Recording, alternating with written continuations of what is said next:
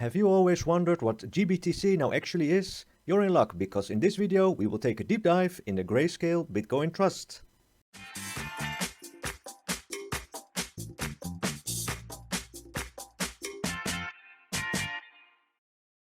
Hello, I'm Adrian for Bitcoin for Beginners, the educational channel about all things Bitcoin and cryptocurrency in short and sweet fashion.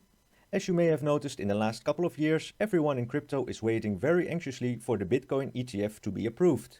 This is because many believe and hope this will lead to institutional money to enter into Bitcoin on a massive scale so that the price will rise astronomically and we can all buy Lambos.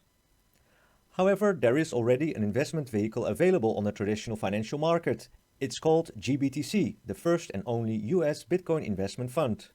Today we will talk about GBTC and search for answers to these questions. What is GBTC? How does it work? What is the GBTC premium and how traders use it? Reasons to buy or not to buy GBTC? Is GBTC helping to get institutional money into Bitcoin? And is GBTC useful for the average investor? Of course, as always, this presentation is not financial advice. It is only educational content and personal opinion. Please pause the video to read our full disclaimer. First, what is GBTC? GBTC is the ticker symbol of the Grayscale Bitcoin Trust, the first and only US investment fund with Bitcoin as its underlying value, and was launched since 2013 already and quoted on the over-the-counter market OTCGX since 2015. It is a passive investment fund because its portfolio is strictly Bitcoin and the portfolio composition won't be adjusted, so there is no need for active fund management. Grayscale is an investment company that is launching more investment products such as investment funds similar to GBTC that invest in altcoins. There is a fund for coins like Ether, Litecoin and even Bitcoin Cash. Also, they have recently launched a crypto index fund that consists of several of the largest cryptocurrencies and will be rebalanced each quarter. For the time being, this product is only available for accredited investors. Grayscale is part of the Digital Currency Group and its founder and CEO is Barry Silbert.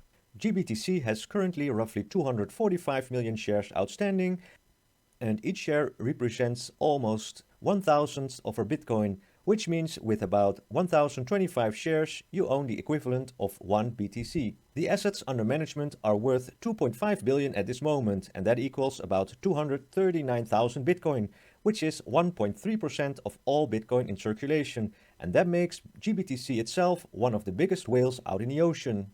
The Bitcoin that GBTC has under management is in cold storage offline at Coinbase as the custodian. Coinbase falls under proper regulation to act as a custodian.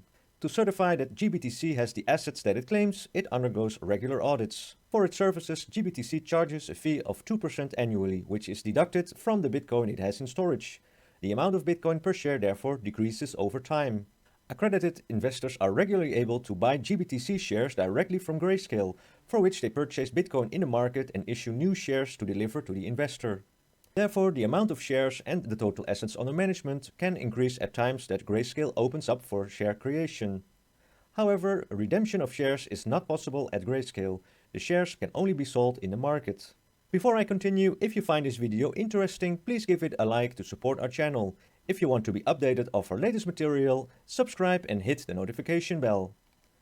Because share creation is not always possible and redemption is never possible, here lies an important distinction between GBTC and how a future Bitcoin ETF would look like. Because a Bitcoin ETF does allow continuous share creation and redemption, arbitrage encourages that the market price per ETF share is relatively close to the market value of the underlying assets per share. This means that per $1 spent on an ETF in the market, you will receive close to $1 in underlying value of the ETF. Because of the structure of the GBTC investment fund, the price difference between the market price and the value of the underlying can be greater and vary at various times. From a certain perspective, this makes investing in GBTC slightly more complex than just buying spot Bitcoin or even in a theoretical ETF. So how does this price difference look like? The underlying value of Bitcoin per share GBTC may be only $10.30, the native asset value, while on the market you need to pay for the share $13. This price difference is what is called the premium. In a formula it looks like this. The native asset value plus the premium is the GBTC market price. So if you want to know how much the premium is on GBTC, you need to calculate premium as market price minus native asset value. In this chart, black is the Bitcoin holding per share, the native asset value, and green the actual market price. The difference between the two is the premium, and as you can see, sometimes the difference is larger and sometimes the premium is smaller. This means for those that can only invest in Bitcoin through GBTC, it is important to check the current premium of GBTC before buying, because the premium can fluctuate a lot and it technically means you can be overpaying a lot for the GBTC share. A high premium often occurs when there is high demand for Bitcoin and consequently so high demand for GBTC shares that there are not enough shares available to accommodate the demand, which leads to a much higher price of GBTC than the native asset value would justify. When the price of Bitcoin is falling, usually the premium will also be much smaller because the demand for GBTC will consequently be lower too.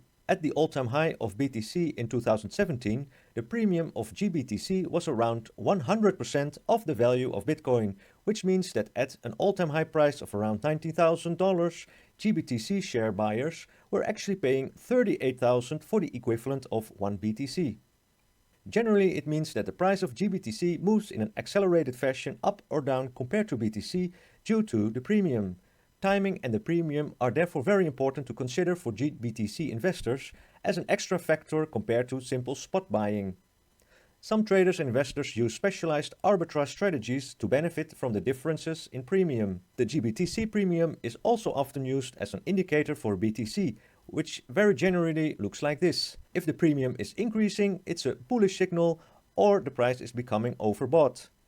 If the premium is decreasing, it's a bearish signal or BTC is becoming oversold. An important general recommendation is if you don't understand the concept, mechanics and role of the premium of GBTC, it is wiser not to be buying GBTC or the other Grayscale trusts.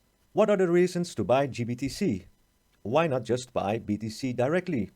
Some investors are not interested at all in being a Bitcoin user or about the philosophy of censorship-free, permissionless global currency. They only want to speculate on the Bitcoin price without the hassle and risk of understanding and having to deal with wallets, crypto exchanges, security issues, public and private key protection, hot storage, cold storage, hackers, etc. They just want to speculate in price movement in the convenience of the regulated traditional finance environment of their broker or institution. Also, for many institutional investors, exposure to Bitcoin directly is currently impossible, so basically their only alternative is GBTC. Some retail investors might have access to GBTC through their IRA or 401k, which might give them extra tax benefits from investing in GBTC instead of investing in BTC directly. Disadvantages of GBTC over spot BTC might be, when you hold GBTC shares, it is not directly ownership of Bitcoin. After all, GBTC controls the private keys, and as you know, not your keys, not your Bitcoin. The shares also don't give you voting rights, nor can you redeem the shares for real Bitcoin. You can only sell the shares for fiat in the open market. It also means you don't have Bitcoin's special properties of borderless censorship-resistant payment network. You won't be able to actually use the Bitcoin for its intended purpose of digital currency, and technically, your shares can be seized or confiscated, or transactions can be censored. You need to trust Grayscale as a third party to hold your Bitcoin, so there is an additional layer of third-party risk. If Grayscale goes bankrupt, for example, you may lose your investment. This is an extra risk on top of the risk that exposure to Bitcoin already inherently has. Of course, the other side is that you can trade GBTC shares in the fully regulated environment of a broker or provider, which gives extra investor protection as well. The premium can cause an additional risk factor and has to be taken into account. Furthermore, trading hours are restricted to opening hours of the traditional markets, while spot BTC can be traded 24/7. This means that you can't buy or sell your GBTC shares to take opportunities or limit your risk exposure when BTC makes giant moves during the weekend or at night. In Bitcoin's best year, 2017, when it reached its most recent all-time high, most of that was caused by speculation on the crypto spot markets by mostly FOMO of retail investors. Futures hadn't been launched yet until end of December that year, and the only other alternative for institutional money was Grayscale, which collected only 25 million that year, including GBTC and the other investment products, which isn't quite exciting compared to the exuberance of 2017. However, during 2018, despite the severe bear market, a dramatic shift was visible for GBTC, with an enormous inflow of money to the amount of 242 million that was accounted for Bitcoin by Grayscale, nearly 10 times as much as in bullish 2017. According to Grayscale, 66% of that money came from institutional investors, so that is quite a significant increase of institutional money since that year.